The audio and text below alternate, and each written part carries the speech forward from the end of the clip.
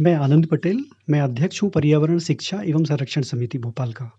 आनंद जी, सबसे पहले तो हम आपका बहुत-बहुत स्वागत करते हैं और चूँकि अब धन्यवाद। मानसून का जो सीज़न है वो शुरू हो चुका है। भोपाल की जो आमद हुई है बारिश की बहुत अच्छी हुई है और अब ये वो समय होता है जब हम अपने पर्यावरण के संरक्षण की दिशा में कदम बढ़ा सकते हैं। विशेष रूप से पौधरोपण के लिए बहुत ही मुफ़ीद समय होता है ये। और आपका पर्यावरण शिक्षा एवं संरक्षण समिति जो है, वो काफ़ी समय से पर्यावरण संरक्षण की दिशा में काम कर रही है। इससे पहले कि हम पौधरोपण कार्यक्रम की बात करें, आप बताइए कि ये जो समिति आपकी है, पर्यावरण के कौन-कौन से उद्देश्यों को लेकर काम कर रही है? किस तरह से जनमानस जागरूक हो रहा है? जी सर, बहुत अच्छा प्रश्न आपने किया है। हमारी जो संस्था है पर्यावरण शिक्षा एवं संरक्षण समिति, हम पिछले 15 सालों से पर्यावरण संरक्षण एवं प्रकृति संरक्षण के ऊपर हम लोग काम कर रहे हैं और इसमें हमारे बहुत सारे घटक हैं, जिनके ऊपर हमारा काम है। जैसे जैव विविधता संरक्षण है, हमारा जो शहरी जैव विविधता को लेके हमारा काम है, मधुमक्खियों के संरक्षण को लेके हमारा काम है। और दूसरा जो देसी और स्थानीय प्रजातियाँ हैं पौधों की, इनके प्रोपगेशन को लेके, सीड कलेक्शन को लेके, सीडलिंग कलेक्शन को लेके और सीड बॉल्स को के निर्माण को लेके इस तरह की हमारी बहुत सारी गतिविधियाँ हैं। और हमारा जो मेन उद्देश्य है प्रकृति सर्वोपरि, प्रकृति को हमने सबसे ऊपर रखा है जिसके जितने भी घटक हैं, चाहे वो शहरी जैव विविधता का संरक्षण हो, चाहे हमारा मधुमक्खियों का संरक्षण हो, चाहे जल का संरक्षण हो। तो इस तरह से हम व्यापक रूप से हमारा जो काम है, वो हम लोग करते आ रहे हैं पिछले 15 सालों से। काफ़ी महत्वपूर्ण पहलुओं पर आप काम कर रहे हैं और इनका उद्देश्य यही है कि हम अपनी प्रकृति का संरक्षण करने के लिए आगे आएँ, अपनी वसुंधरा को, अपनी धरा को बचाएँ। आनंद जी, जब मानसूनी सीज़न शुरू होता है, तब पर्यावरण के प्रति यदि हम थोड़ा-सा और सचेत हो जाएँ, ये जो हमारा हरी-भरी जो वसुंधरा है, उसको और भी हरियाली लेकर आ जाएँ, इसके लिए बहुत ही मुफ़ीद समय ये होता है।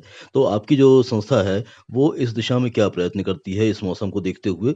और पिछले दिनों जो आपने काम किए हैं, उसके क्या परिणाम आप देखते हैं?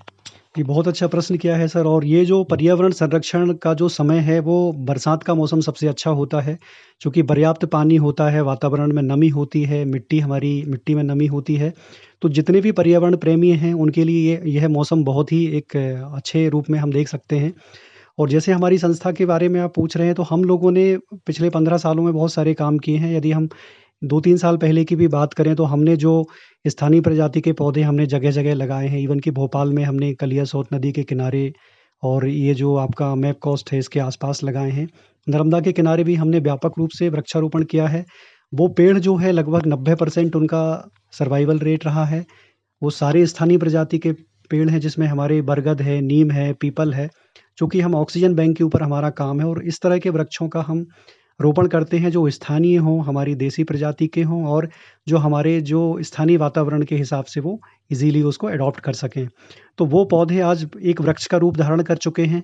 लास्ट ईयर हमने भोपाल में जो पौधे सन 2019 में लगाए थे, वो वृक्ष का रूप धारण किया है अच्छा। और उनको हमने उनमें से हमने सीड कलेक्शन ड्राइव भी चलाया, बीज संग्रहण किया है उन पौधों से जिसमें अमलतास है, कचनार है, नीम है, मोरिंगा है। इस तरह से बहुत सारे बीजों को इकट्ठा करके फिर हमने उसके सीड बॉल्स भी बनाए हैं और उनको जगह-जगह हमने थ्रो भी करवाया है ओपन स्पेसेज़ में। तो उनका भी जो जर्मिनेशन है काफ़ी अच्छा हुआ है। वो जो हमारे सीड बॉल हैं उनसे छोटे-छोटे पेड़ उसमें से पौधे तैयार हुए और धीरे-धीरे करके वो वृक्ष का रूप धारण करते जा रहे हैं। आनंद जी, सीड बॉल्स का एक नया प्रचलन शुरू हुआ है, जो इसको ज़्यादा समय नहीं हुआ है और सीड बॉल्स बनाकर जगह-जगहों पर उन्हें ऐसी जगहों पर फेंकना जहाँ पर वो पर्यावरण बहुत ही अच्छा बेहतर रूप ले सकता है। तो ये सीड बॉल्स को आप और किस प्रकार से जागरूक कर रहे हैं लोगों को? किस कौन-कौन से बीज आप सीड बॉल्स के ज़रिए जगह-जगह रोपित करना चाह रहे हैं? जी, बहुत अच्छा आपने प्रश्न किया है। सीड बॉल को हम सीड बम भी बोलते हैं, ग्रीन बम भी बोलते हैं इसको और ये केनिया से स्टार्ट हुआ था ये कॉन्सेप्ट। और सीड बॉल को ही बड़ा उसमें बहुत ही क्रिएटिव और रचनात्मक हम एक गतिविधि के रूप में देख सकते हैं, जिसमें हम जब हम पूरा एक एनुअल कैलेंडर पूरा तैयार करते हैं, जिसमें कौन से वृक्षों में सीड कब लगते हैं, उसका एक पूरा हम एक वार्षिक कैलेंडर तैयार करते हैं और फिर हम जो है बीजों को इकट्ठा करते हैं अपने कपड़े के थैलों में, मिट्टी के जो हमारे छोटे-छोटे बर्तन होते हैं, प्लास्टिक के हमारे कंटेनर होते हैं, इनमें इनको इकट्ठा करते हैं, जूट के बैग्स में इकट्ठा करते हैं। फिर हम इनसे सीड बॉल बनाते हैं और सीड बॉल एक बहुत अच्छा कॉन्सेप्ट है जिसमें हम हालाँकि सीड बॉल का कोई एक फ़िक्स रेशियो नहीं है कि किस तरह का सीड बॉल बनाया जाए। अब जनरली हम उसको बॉल के शेप में बनाते हैं जिसमें 50% हमारा कंपोस्ट होता है जो गोबर का खाद हो सकता है, 50% हमारी मिट्टी होती है और हम थोड़ा-सा चारकोल का भी यूज़ करते हैं जहाँ सीड को हम सेंटर में जब रखते हैं उसको, तो उसमें चारकोल का भी रखते हैं ताकि वो उसका जर्मिनेशन रेट अच्छा रहे और उन बीजों को हम पहले फफूंदनाशक से ट्रीटमेंट भी करते हैं। तो इस तरह से हमारा ये पूरा इस तरह का कॉन्सेप्ट रहता है और फिर इसके बाद इनको थोड़ा छाया में सुखाते हैं, सुखाने के बाद फिर इनको ऐसे स्थानों पर थ्रो करते हैं जहाँ कोई पहाड़ी एरिया है, जहाँ आपका खुला स्थान है, रेलवे ट्रैक के आस-पास और अभी तो नया कॉन्सेप्ट में लोग ड्रोन से भी इनको थ्रो कर रहे हैं, ब्रॉडकास्ट हुँ, कर रहे हैं, तो जिससे काफ़ी अच्छा रिज़ल्ट भी आया है। हुँ। और इसमें जनरली हम उसी तरह के बीजों का संग्रहण करते हैं जो हमारे स्थानीय प्रजाति के हैं। जिसमें यदि अभी अभी हम देखते हैं तो हमको अमलतास के बीज बहुत अच्छी इसकी पोड्स बहुत अच्छे फलियाँ अमलतास में आ रही हैं, हमारे कचनार के बीज हमको मिलेंगे, नीम में हमारे सीड आ रहे हैं, मुनगे में सीड्स आ रहे हैं। ऐसे तमाम तरह के सीड्स हमारे हैं और इसके अलावा अभी जैसे जामुन है हमारा, जामुन के अलावा बीच में अभी हमारा इमली इमली हमारा है। इमली बहुत अच्छा है, उसका सीड बॉल जी। बनता है। और मैं एक चीज़ और बताना चाहता हूँ कि सीड बॉल आप जब भी बनाएँ तो जो हार्ड कोर वाले सीड्स होते हैं, उन्हीं का सीड बॉल आप बनाएँ।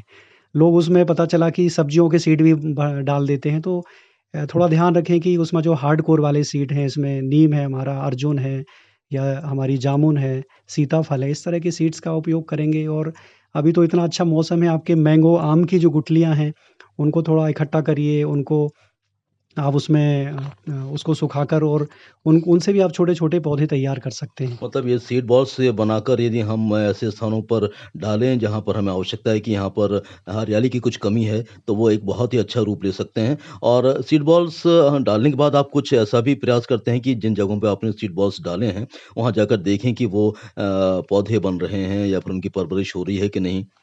बिल्कुल, बहुत अच्छा प्रश्न है सर ये क्योंकि जनरली हम लोग क्या करते हैं सीड बॉल्स को फेंक कर तो आ जाते हैं, लेकिन बाद में उनकी कोई किसी तरह का उनका अनुश्रवण नहीं करते हैं, कोई फ़ॉलो-अप नहीं रहता है। तो हम जो सीड बॉल थ्रो करते हैं उसका फ़ॉलो-अप भी हम लेते हैं और उसके कुछ हम क्वाड्रेट्स डाल के भी देखते हैं कि भई यहाँ इतना सीड बॉल हमने डाला है तो उसका जर्मिनेशन कितना अच्छा रहा है या उसका सर्वाइवल रेट कितना अच्छा रहा है। तो वो प्रक्रिया हम लोग करते हैं। हमने 2 साल पहले बैतूल में भी लगभग 25,000 के करीब सीड बॉल हमने थ्रो किया था। उसका काफ़ी अच्छा लगभग 60% के करीब उसका सर्वाइवल देखने को मिला था, क्योंकि बहुत सारे रीज़न्स थे क्योंकि जब वो सीड बॉल्स डाले थे तो कुछ पानी में बह के भी चले गए और तो हिली एरिया है तो बहुत सारा सीड बॉल वहाँ मिट्टी में ना रह के वो पानी में चला गया। और मैं इसमें 2 चीज़ें और बताना चाहूँगा कि सीड बॉल तो अपनी जगह है, लेकिन सीड बॉल के पहले 2 तरह की गतिविधियाँ हम लोग कर सकते हैं। एक तो पहली गतिविधि हमारी है सीड सीड संग्रहण। बीजों का आप संग्रहण करिए, जितने भी जो बीज हैं अभी अब जो नीचे गिर जाएँगे, वो स कोई उसका कोई कुछ नहीं रहेगा, पानी में बह के चले जाएँगे। तो सबसे पहले तो आप सीड संग्रहण ड्राइव चलाइए जगह-जगह जहाँ सीड्स अच्छी तादाद में हैं। हुँ। परमिशन लेके वो भी जिस जगह आप सीड इकट्ठा करेंगे वहाँ वहाँ से परमिशन ज़रूर लें। किसी भी पार्क में या जो भी वहाँ का उसका कंसर्न जो भी अधिकारी है उससे परमिशन लें। और दूसरा इसका अगला स्टेप जो है आपका सीड बॉल्स का है। सीड बॉल्स थ्रो करने के बाद एक तीसरा स्टेप और है जिसके ऊपर अभी हम लोग काम कर रहे हैं कि आप सीडलिंग भी कलेक्ट करिए आप। जब बरसात के समय जो बहुत सारे बीज नीचे गिर जाते हैं उनमें से बहुत सारे सीडलिंग्स जो निकलती हैं अ, उसमें जैसे जामुन है, हमारा आम है, तो उन सीडलिंग्स को आप छोटे-छोटे पॉलीथीन बैग्स को ले जाइए, चाहे वो दूध की जो पन्नियाँ रहती हैं हमारी, दूध के पैकेट्स, मिल्क पैकेट्स होते हैं, उन पैकेट्स को आप एज़ अ नर्सरी बैग्स के रूप में ले सकते हैं या फिर हमारे जो नारियल के खोल होते हैं, नारियल पानी पीने के बाद वो जो खोल रहते हैं, तो उसमें हालाँकि पोटेशियम रहता है, तो काफ़ी अच्छे ग्रो भी करते हैं, थोड़े न्यूट्रिएंट्स भी रहते हैं। तो उनको ले जाके आप उनमें उनको धीरे-धीरे करके ट्रांसप्लांट करके आप ला सकते हैं। जब वो थोड़े बड़े हो जाएँगे तो बड़े बैग में उनको रख के फिर बाद में आप जिस स्थान पर लगाना है, आप उनको लगा सकते हैं या फिर आप लोकल स्थानीय स्तर पर आप उसका एक छोटा-सा नर्सरी भी तैयार कर सकते हैं और अलग-अलग ऑकेजन्स पे आप उन पौधों को डिस्ट्रीब्यूट भी कर सकते हैं। किसी के जन्मदिन पर, किसी की शादी की सालगिरह पर या फिर किसी का कोई ऐसा कोई ऐसी स्पेशल डे होता है तो उसमें हम उनको दे सकते हैं। बहुत अच्छी बातें आपने सीड बॉल से जुड़ी हुई बताई आनंद जी। वाक़ई ये बहुत ही आज के दौर में बहुत ही ज़रूरी और प्रासंगिक भी हो जाता है, क्योंकि हम देख रहे हैं कि धीरे-धीरे हरितिमा कम हो रही है और उसको बढ़ाने के लिए पूरी दुनिया प्रयास कर रही है। आने वाले समय में जो बारिश के अभी कुछ चंद महीने जो रहेंगे, जून, जुलाई, अगस्त, सितंबर तक बारिश होती है, तो ऐसे में और क्या आपकी एक्टिविटीज़ होती हैं ताकि आप जनमानस को साथ में लेकर काम करते हैं और लोगों को बताते हैं कि हमें अपनी प्रकृति की रक्षा करना है, ज़्यादा से ज़्यादा वृक्ष लगाना है और शासन भी इस दिशा में प्रयास कर रहा है? जी, बहुत अच्छा है, शासन बहुत अच्छा काम कर रहे हैं। एक पेड़ माँ के नाम अभियान जो भारत सरकार का था, काफ़ी अच्छा हुआ है। हमने भी पिछली साल जो Guinness book of world record है, इंदौर में हुआ था, उसमें भी काफ़ी सारे पौधे लगाए लगाए थे हमने और वो पौधे काफ़ी कुछ अच्छे भी हुए हैं इंदौर में। हुँ। दूसरा जनमानस से यही अपील है कि अभी ये जो बड़ा ही गोल्डन पीरियड है और इस समय को थोड़ा स इसका सदुपयोग करिए और अधिक से अधिक आप पेड़ लगाइए, पौधे लगाइए और लोगों को जागरूक भी करिए। वो जितने भी जो और कोशिश करें कि अभी जो जितने भी जो फैंसी हमारे पेड़ हैं या जो हमारे एक्ज़ोटिक जो पेड़ हैं उनको आप थोड़ा-सा नकारिए, उनके ऊपर आप मत जाइए और जो देसी पौधे हैं उनको लगाने का प्रयास करिए। और इसके अलावा हम लोग जल संरक्षण को लेके भी हम लोगों को जागरूक करते हैं जिसमें बरसात के समय कुछ लोग जैसे रेन वाटर हार्वेस्टिंग का सिस्टम नहीं लगाते हैं या मिट जैसे जो वाटर सेट का कॉन्सेप्ट है, खेत का पानी खेत में, गाँव का पानी गाँव में, तो जनरली हम गाँव में लोगों को समझाते हैं कि भई आप ये जो बरसात का पानी है हमको भागते हुए पानी को रोकना है, चलाना है, ये खेत का पानी खेत में, गाँव का पानी गाँव में। तो ये वाला कॉन्सेप्ट उनको हम बताते हैं कि किसी भी रूप में आप चाहे बरसात के पानी को इकट्ठा बड़े-बड़े आप उनमें टैंक्स में इकट्ठा करिए या उस पानी को दूसरी जगह भी आप बाद में बरसात के बाद उपयोग कर सकते हैं। तो इस तरह से ये सारी चीज़ों को हम बताते हैं और दूसरा कंपोस्ट बनाने के लिए भी उनको प्रमोट करते हैं। हुँ। हालाँकि बरसात के समय कंपोस्ट उतना अच्छा तो नहीं बनता है, लेकिन फिर भी लोगों के पास जब समय रहता है तो बहुत सारा गोबर से और दूसरे जो हमारी पत्तियों के माध्यम से भी अच्छे खाद को वो घर पे तैयार कर सकते हैं या जो पॉटिंग मिक्स है वो अच्छे तरीके से तैयार कर सकते हैं। तो इस तरह का ये सारा काम करते हैं और दूसरा हम छोटे-छोटे अवेयरनेस कैंप भी चलाते हैं जागरूक करने के लिए जिसमें स्पेशली हम स्लम एरियाज़ में भी हम छोटे-छोटे प्रोग्राम्स करते हैं, स्कूल के बच्चों के साथ हम प्रोग्राम करते हैं और कम्युनिटी में भी हम प्रोग्राम करते हैं। हमने जो पहले जो प्रोग्राम किए हैं उसमें हमने बहुत सारे प्लांटेशन में हमने जियो टैगिंग भी कर रखी है। हुँ। तो यदि आप उस पौधे को कभी भी आप देखेंगे तो उसको उसकी ब्लॉकचेन मेथड और ये जियो टैगिंग की मेथड है जिसमें जो डेटा हमने उसमें फ़ीड कर रखा है वो कभी चेंज नहीं होता है और उसका ईज़िली हम फ़ॉलो अप कर सकते हैं। और दूसरा हमने उसमें एक क्यूआर कोडिंग भी कर रखी है। हुँ। सपोज़ करें यदि आप नीम के पेड़ को यदि आप स्कैन करेंगे तो उसका जो वानस्पतिक नेम है, साइंटिफिक नेम है, उसका लोकल नेम है, वो आएगा। उसके क्या-क्या यूज़ेज़ हैं, क्या-क्या उपयोग हैं और दूसरा वो उसकी ओरिजिन क्या है, वो कितना कार्बन को एब्ज़ॉर्ब करता है। तो इस तरह से हमने बहुत सारे अरावली रेंज में जिसमें अर्जुन है हमारा, पीपल है, बरगद है पिलखन है। इस तरह से करीबन 25 से 30 प्रजाति के जो पौधे हैं उनको हमने अरावली रेंज में लगाया है और वो काफ़ी अच्छे अच्छे रिज़ल्ट्स उसके हमें अब देखने को मिल रहे हैं। तो जो लोग आपसे जुड़ना चाहते हैं, आपके पर्यावरण संरक्षण के प्रयासों में सहभागिता करना चाहते हैं, उनको आप किस रूप से अपने साथ जोड़ने का प्रयास करते हैं? कुछ हमारे कार्यक्रम के माध्यम से बताना चाहेंगे? बिल्कुल, बिल्कुल, इस प्लेटफ़ॉर्म के माध्यम से मैं यही बताना चाहूँगा कि यदि आप हमारे कार्यक्रम से जुड़ना चाहते हैं, तो हमारी संस्था के रूप में आप वॉलंटियर के रूप में आप इसमें जुड़ सकते हैं और दूसरा यदि आपको मतलब कुछ प्लांट्स की ज़रूरत है, तो हम आपको प्लांट्स बिना किसी मूल्य के हम आपको प्रोवाइड करा सकते हैं। सीड्स भी हम आपको बिना किसी कीमत के आपको दे सकते हैं और चूँकि हम लोग एक सीड एक्सचेंज प्रोग्राम भी चलाते हैं, जिसमें सीड एक्सचेंज के साथ हम दूसरा प्लांट एक्सचेंज का प्रोग्राम भी चलाते हैं, हमारे कुछ ग्रुप्स हैं।